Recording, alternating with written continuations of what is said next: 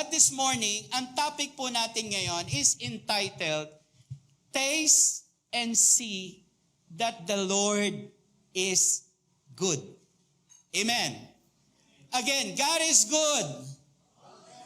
All the time. Ulitin natin, God is good. And all the time. Praise the Lord. The problem is, marami pong tao ngayon, they interpret or they evaluate the goodness of God based on their situation. Ang kabutihan ng Panginoon ay hindi dapat natin sinusukat sa mga bagay-bagay na nangyayari sa atin. But instead, interpret your situation based on the goodness of God. Amen. Hindi man maganda, hindi man sabihin natin, marami tayong mga problema, mga pagsubok na pinagdadaanan, pero sa gitna pa rin nito, mabuti pa rin ang ating Panginoon. Let's read our text for today. Mababasa po natin ito in Psalm chapter 34, verse 1 to 10. Okay? I will bless the Lord at all times. His praise shall continually be in my mouth. My soul makes its boast in the Lord. Let the humble hear and be glad. O magnify the Lord with me, and let us exalt his name together. I sought the Lord, and he answered me and delivered me from all my fears. 5. Those who look to him are radiant, and their faces shall never be ashamed. This poor man cried, and the Lord heard him and saved him out of all his troubles. The angel of the Lord encamps around those who fear him and delivers them. Verse 8, O taste and see that the Lord is good. Blessed is the man who takes refuge in him. O fear the Lord, you his saints, for those who fear him have no lack. The young lions suffer want and hunger, but those who seek the Lord lack no good thing. Ang turning point po natin, or our key verse for this morning, ay makikita po natin on verse 8. Mababasa po natin doon, O taste and see that the Lord is good. Blessed is the man who trusts in him. Makikita po natin dito that God is inviting us to experience God's goodness. Amen. Inaanyayahan po tayo ng ating Panginoon to taste and see that the Lord is good. Now let's go to our main idea. Choose to believe and trust God in spite of what you see. God's goodness is always at work with or without our conscious understanding. Piliin po nating maniwala at magtiwala sa Diyos sa kabila ng iyong nakikita. Ang kabutihan ng Diyos ay palaging gumagana. Sabihin po natin, gumagana. Lakasan po natin, gumagana. Ang kabutihan ng Diyos ay palaging gumagana nang wala man o hindi natin nalalaman. Amen? Sino rito ang naniniwala that God is at work whether we see Him or not? Hindi natin siya nakikita, hindi natin alam kung ano ba yung nasa isip ng Diyos, pero naniniwala tayo na anuman ang nangyayari po sa atin, ginagamit po ito ng Diyos bilang sangkap tungo sa ikabubuti ng kanyang mga anak. Amen? Now, marami pong nagtatanong sa atin kung totoong mabuti ang Diyos. Hello, are you listening? Why is there so much pain? Bakit kaya may mga conflict? Bakit kaya may mga gulo? Bakit kaya may mga problema? Bakit kaya hindi tumitigil yung mga bagay na ito? Bakit kami nasunugan? Bakit kami nanakawan? Bakit hanggang ngayon wala pa rin akong trabaho? If God is good, bakit nangyayari sa akin itong mga bagay na ito? Amen? Sinasabi nga po sa atin dito, piliin nating maniwala at magtiwala sa kabila ng iyong nakikita. Alam ng Panginoon, dama ng Diyos kung ano ang nararamdaman mo ngayon. But God is inviting us to experience His goodness. Amen. Kasi sinasabi sa atin dito na whether ano man yung sitwasyon mo, whether you are conscious or not, gumagana ito. Hindi tayo pinababayaan ng ating Panginoon. And unfortunately, mga kapatid, isa sa mga na-overlook na attributes ng ating Panginoon ay itong the goodness of God. Meron pong mga misunderstanding, may mga misplaced blame, or yung tinatawag nating instinct response to suffering. Pag nangyari itong mga bagay na ito, sinasabi natin sa Diyos, nasan ka ba, Lord? Nung kami ay naghihirap, bakit parang napakatahimik mo? Nung walang-wala kami, hindi namin maramdaman yung supply mo sa amin. Are you getting, mga kapatid? At sinasabi nga sa atin dito na yung kabutihan ng ating Panginoon is very foundational in understanding the nature of God.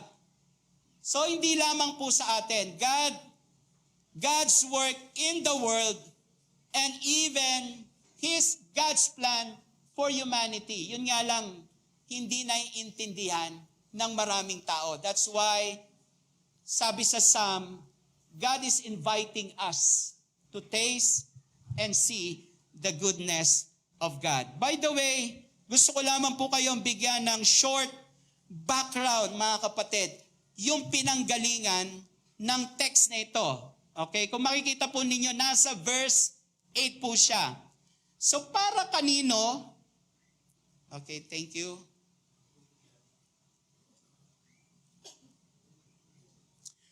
Para kanino at para saan? Ano ba yung senaryo? Ano ba yung kalagayan ng mga panahon na yon? By the way, itong text na ito na itala ng mga panahon na si David ay nagtatago kay Haring Saul. Some was penned, o ito ay naisulat, it comes out of an embarrassing situation. Imagine si King David, siya po ay hinahunting ni Saul, gusto siyang patayin, at sinasabi nga po dito na si David, dumating yung point na umalis po siya doon sa lugar ng Israel hanggang siya po ay nakarating po sa Philistine. And from there, nakita nga po niya si Achish. Okay?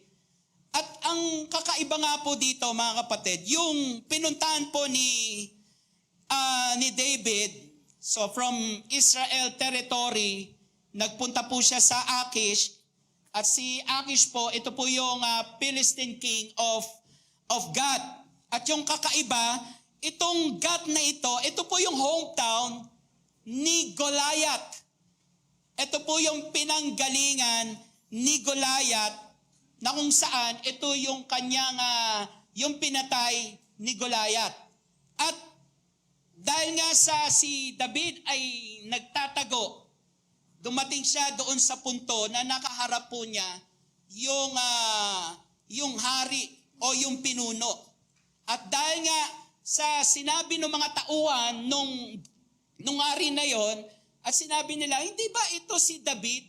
Ito yung tinutukoy ng mananayaw na umaawit na pumatay, si Saul na pumatay ng 1,000, si David na 10,000.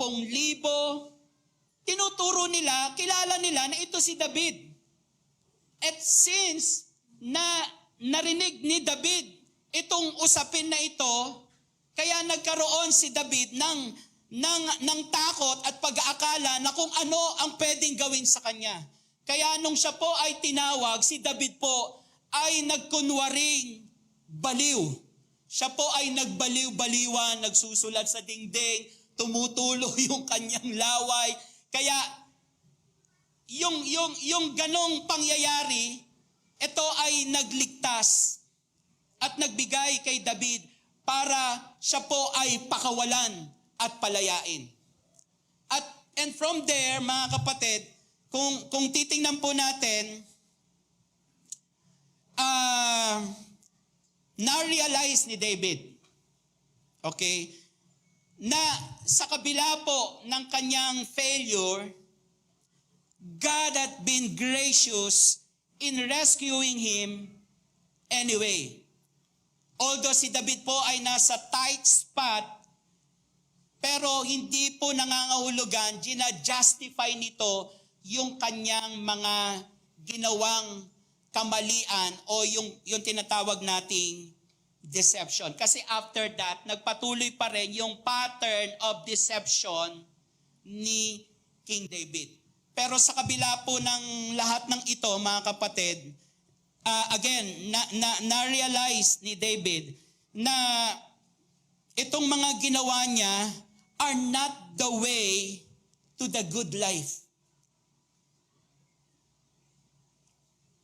Rather, after that, naisulat po itong psalm na ito at sinasabi nga po doon, nakapaloob doon, na ito ang magiging bunga to those who seek God and who seek God for deliverance.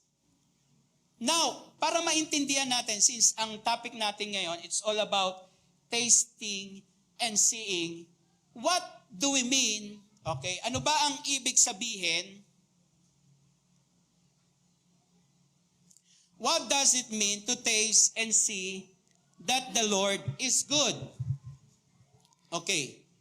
Taste is associated with testing or trying something, whereas seeing is related to understanding. Alam naman po natin na yung taste and see, yan po ay part ng ating 5 senses. So ano-ano yung ating mga 5 senses? Sense of touch, sight, smell, taste, and hearing. Okay?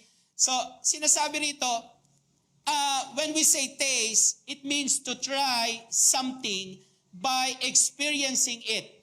Galing po ito sa Hebrew word na ta'am, which means to taste, to perceive, or to eat.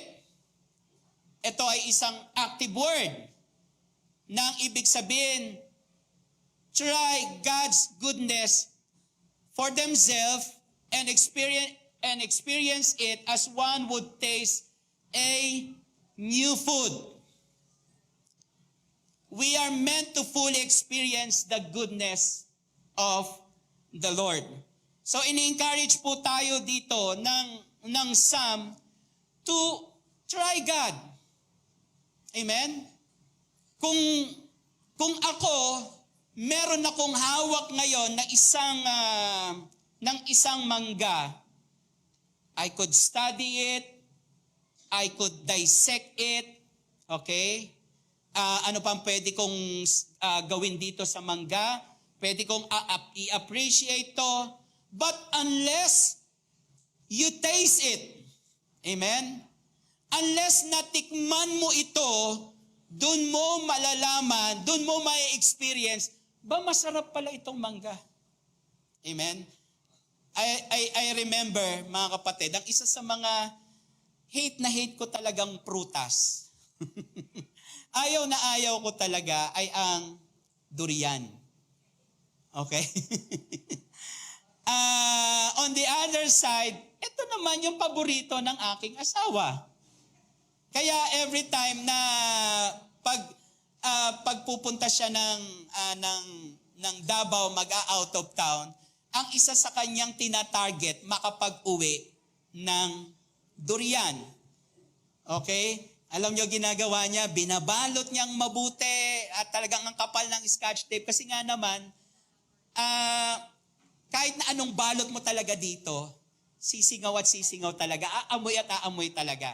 So balot na balot, pagdating sa bahay, sabi ko, ano ba yan? Kasi nung una, hate ko rin yung marang pati yung durian. Natikman ko na yung marang, ang sarap.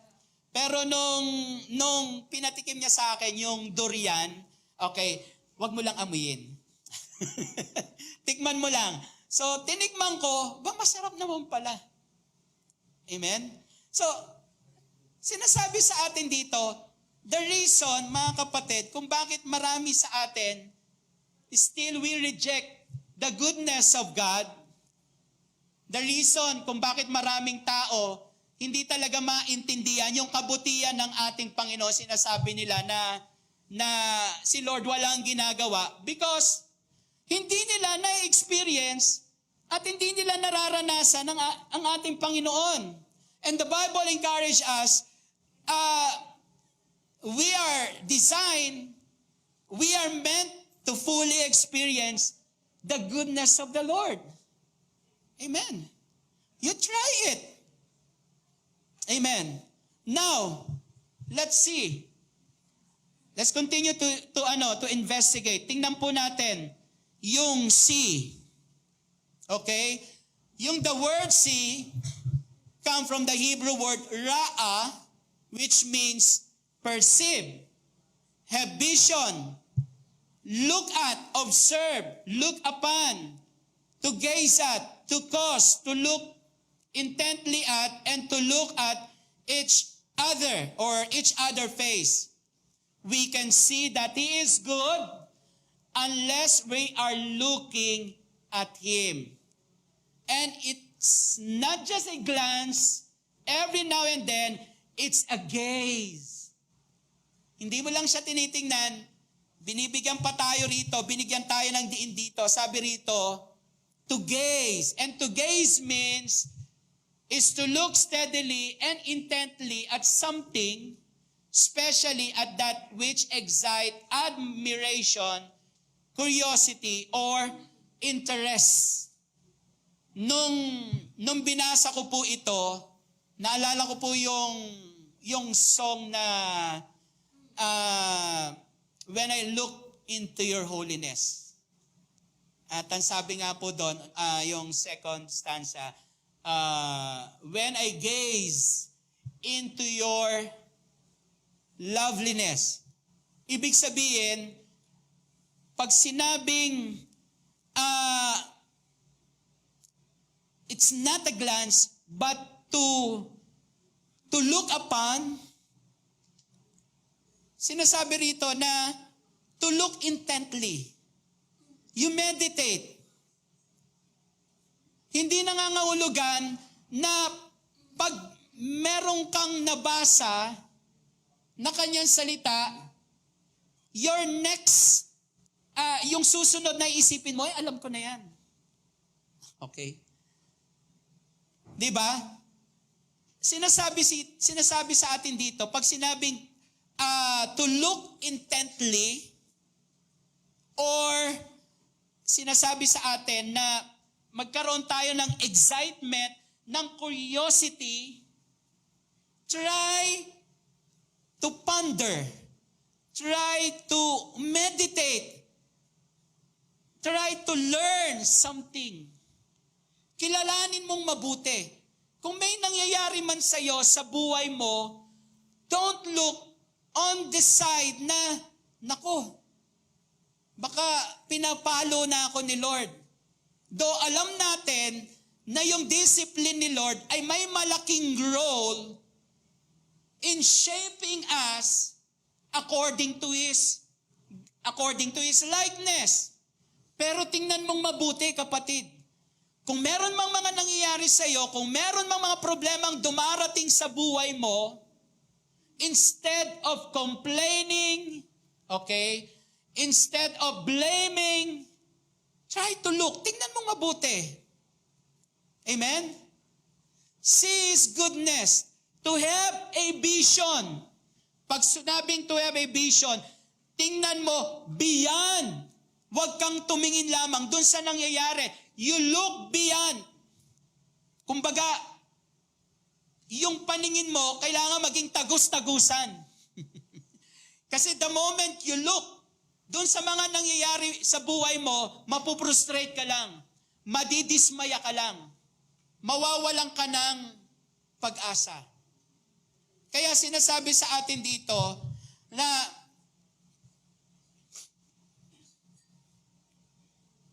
we can see that He is good unless we are looking at Him.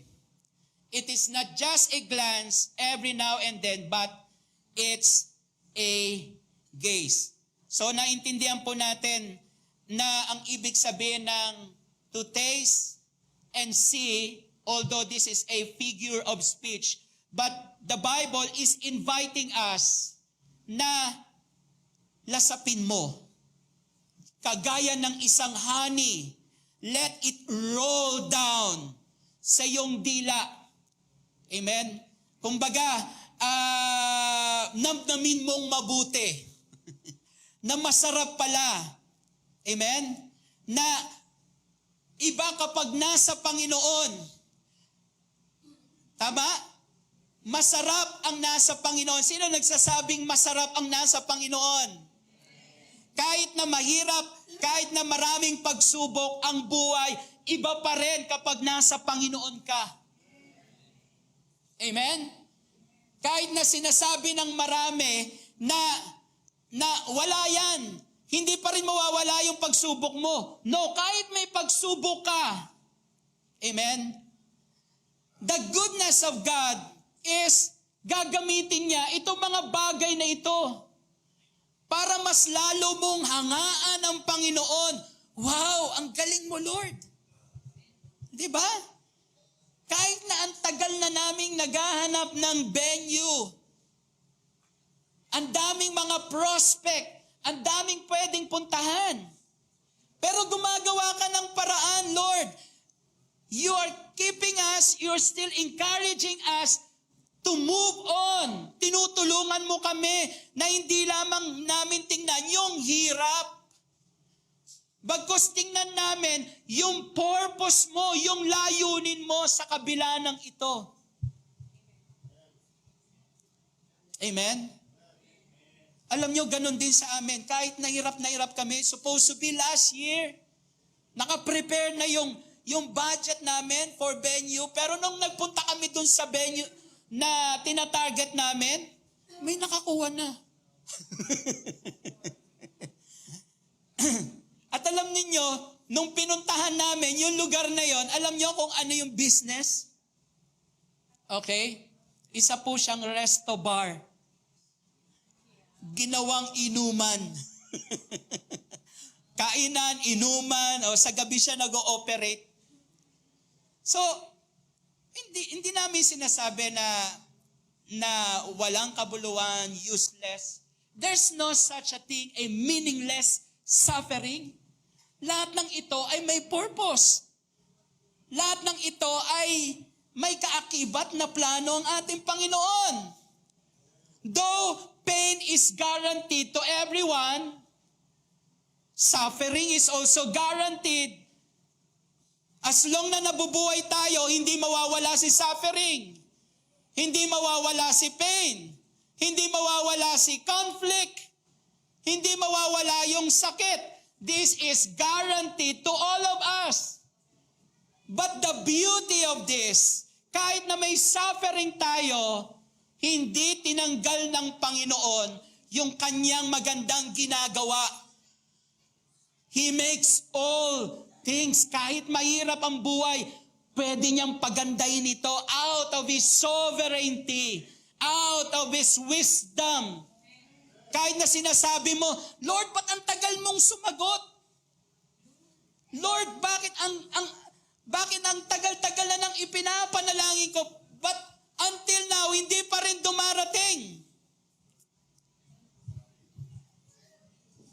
Alam po ninyo, isang bagay na nakakatuwa sa ating Panginoon. Kaya po yung mga panalangin natin ay hindi pa dumarating. Because out of His wisdom, out of His sovereignty, meron pang tinatrabaho ang Panginoon. Meron pa siyang magandang nakalaan sa iyo. Hindi mo pwedeng madaliin ang Panginoon. Amen? Sabihin mo sa katabi mo, huwag mong madaliin ang Panginoon.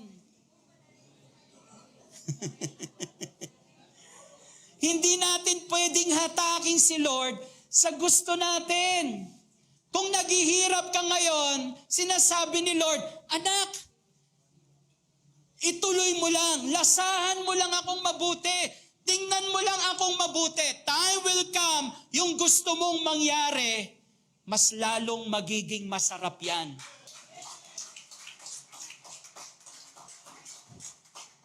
Ngayon, sa tingin mo, siguro kailangan na Lord eh. Yan ang tingin mo. Pero pag pinilit mo, mapait yan. Amen? Pag pinilit mo, sigurado, hindi mo magugustuhan yung lasa. Sa tingin mo lang, maganda.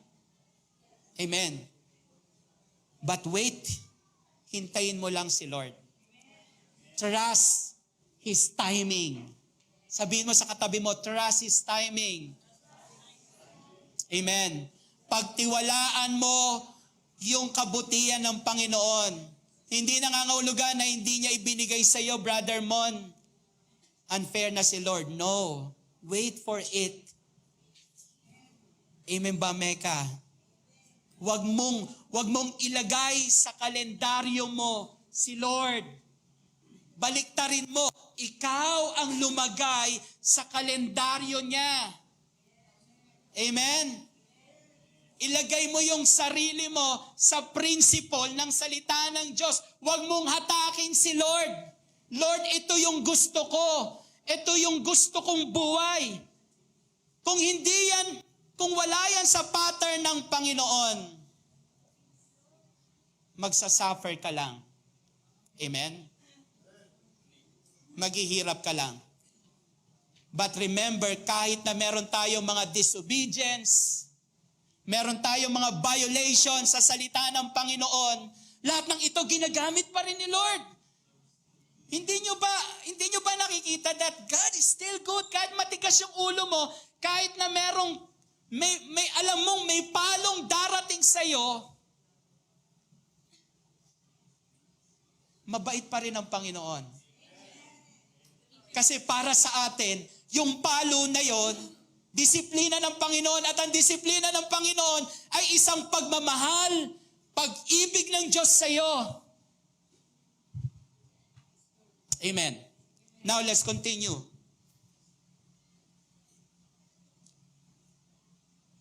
How to taste and see the goodness of God. Number 1, renew your mind to the goodness of God. Sabi doon, be transformed by the renewing of your mind.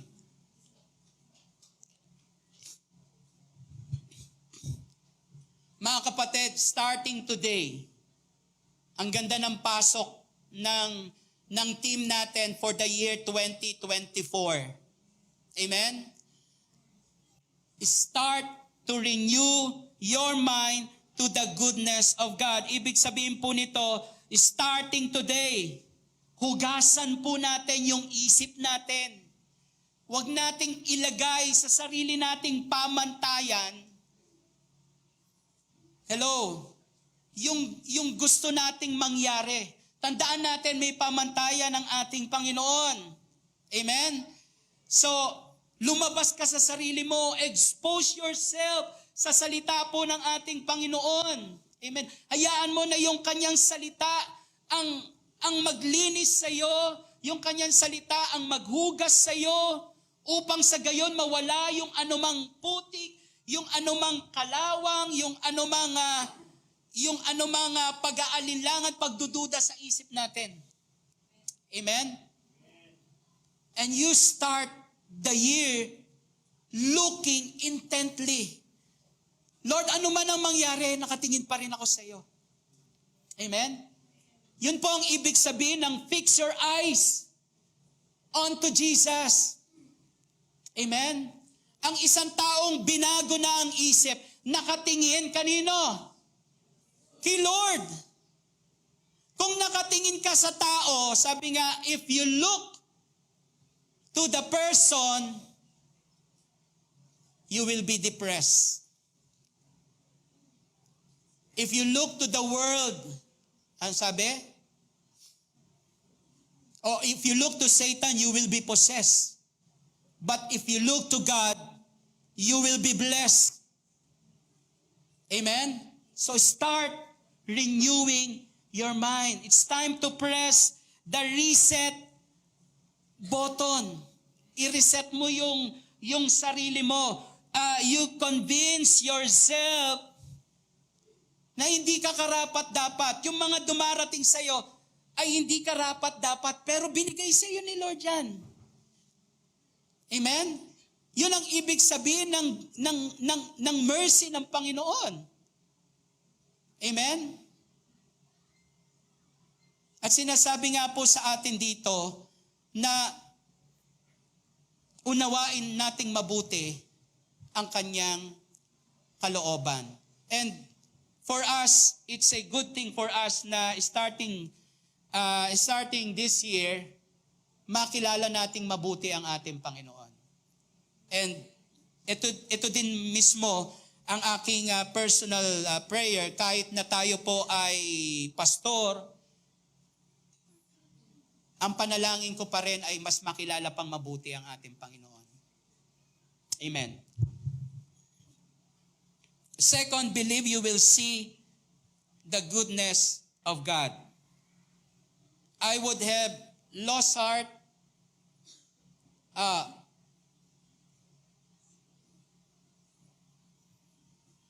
Psalm 27 verse 13. Sabi diyan, I believe that I shall look upon the goodness of the Lord in the land of the living. Wait for the Lord.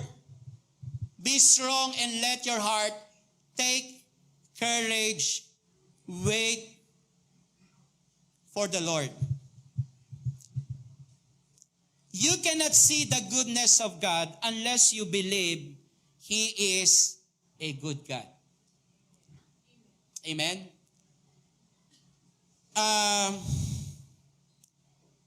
Remember, when we say see, hindi mo maunawaan ng Panginoon, hindi mo siya maintindihan. Lord, bakit? Bakit nangyari sa akin ang mga bagay na ito? Unless you believe that He is a good God, period. Nothing more, nothing less. Mabuti ang ating Panginoon, wala siyang bahid ng karumian. Amen? Ang sabi po sa James, that every good and perfect gift comes from above. Lahat ng mabuti, lahat ng perfect, galing kay Lord. Amen. Paniwalaan po natin, mga kapatid. Let us all believe that we will see the goodness of God. Let's set the record straight. Ang sabi po sa 1 Corinthians, ang sabi doon, but as it is written, eye has not seen, nor ear heard, nor have entered into the heart of man the things which God has prepared for those who love Him. But God has revealed them to us through His Spirit, for the Spirit searches all things, yes, the deep things of God. Sabi doon, hindi pa nakikita ng mata o naririnig ng tenga, hindi pa sumasagi sa isip ng tao ang mga inihanda ng Diyos para sa mga umiibig sa Kanya. Ngayon, marirealize po natin mga kapatid, na kung meron pang gagawin si Lord sa atin, amen? Sabi rito, hindi pa nakikita ng ating mata. So kung may sinasabi ka sa sarili mo na maganda na ito, meron pang mas maganda. Hello, are you listening? Hindi pa sumasagi sa isip ng tao ang mga inihanda ng Diyos para sa mga umiibig sa Kanya. Sino rito ang totoong nagmamahal kay Lord? Amen. Kung totoong mahal natin ang ating Panginoon, ang dami. Ang dami palang mga packages of good things para sa iyo, Annalyn. Amen. Naka-ready na siya. Ngayon kung iisipin mo, ano kaya ito? Isusurprise ka lang ni Lord kasi sabi rito, minsan hindi pa sumagi sa isip mo. Meron talaga. Amen? Hindi lang sa iyo, kundi sa lahat ng sa atin na naririto. Maraming mga surprises pa si Lord para sa iyo. Amen? So ang sabi doon, the condition is, wait. Amen? Sabihin natin, wait. Okay, sabihin mo sa katabi mo, wait. Sabihin mo sa katabi mo, huwag kang magmadali. Okay? Amen? Alala nyo ba mga kapatid, okay. I remember every time we end, okay, alala nyo ba na we end the prayer by the word amen. Di ba? And then, yung pagitan ng amen, until dumating yung, this is it. Di ba? After you pray and you declare amen, sa pagitan ng amen at nung word na this is it, there you have yung preparation na ginagawa ng Panginoon. At yung gusto ng Panginoon na dapat nating gawin is to trust God. Amen. Believe, trust God, and wait for the Lord. Hintayin mo siya. Amen. Huwag kang mainip. May magandang bagay na inilaan sa iyo ang Panginoon. Amen. And lastly, receive the goodness of God. Psalm 84, verse 11, no good thing will He withhold. Okay? For the Lord God is a sun and shield. The Lord bestow favor and honor. No good thing does He withhold from those who walk uprightly. Hindi siya nagkakait ng mabuting mga bagay sa sino mang ang gawain ay matuwid at marangal. Itong mga talatang ito, mga kapatid, sinasabi sa atin that God is not in the business of withholding things from those who live according to His Word. Wala po sa business ni Lord, wala sa isip ni Lord na ipagkait sa atin yung mabubuting bagay. Hello, are you listening? Nakikinig po ba tayo? Ano ba yung mga bagay na hinihingi mo sa Panginoon? What do you long for? What you are praying for? Ano ba yung mga dream mo? Amen. Ano ba yung mga wants mo?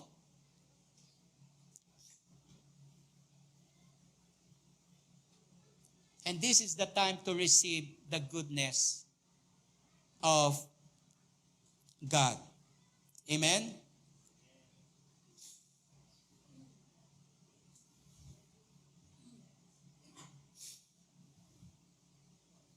The next is, God is always ready to pour out His goodness. And we can all increase our capacity to receive. All it takes is our going from faith to faith, hearing the word, believing the word, speaking the word, acting on the word. With each step, our capacity increases. Amen. Sino rito po ang naniniwala na laging nakahanda si Lord para ibuhos yung kanyang pagpapala sa kanyang buhay? The word is, increase your capacity to receive. Amen? Sabihin po natin, increase your capacity to receive. Paano mangyayari ito? Hear the word. Amen? Believe the word. Speak the word. Act on the word. With each step, there you will see yung capacity mo to receive will increase. Now, let's go to our conclusion.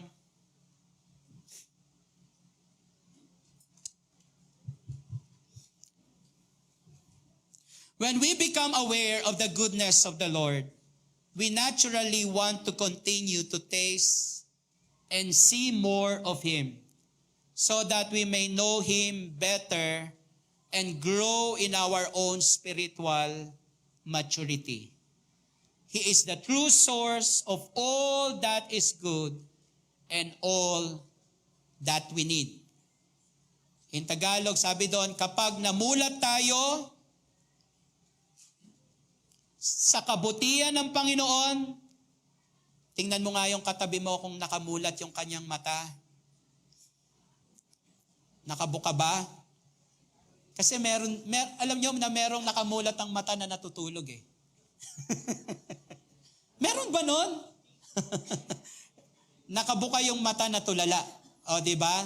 Pero sinasabi sa atin dito, kapag namulat tayo sa kabutihan ng Panginoon, karaniwan lang na nais nating matikman at makitang higit pa tungkol sa Kanya upang mas makilala natin siya at lumago sa ating sariling spiritual na kalagayan. Naniniwala po ba kayo doon? Pangkaraniwan na lamang. Amen? Pag nakabuka talaga yung ating mga mata, karaniwan na lamang na malasaan mo, matikman, makita yung tungkol sa kabutihan ng Panginoon.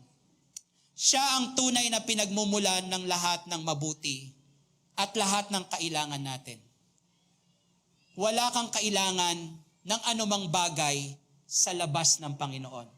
Lahat ng kailangan mo manggagaling sa Kanya. Sapagkat lahat ng bagay na manggagaling sa Kanya, lahat ay mabuti. Palakpakan natin ang ating Panginoon.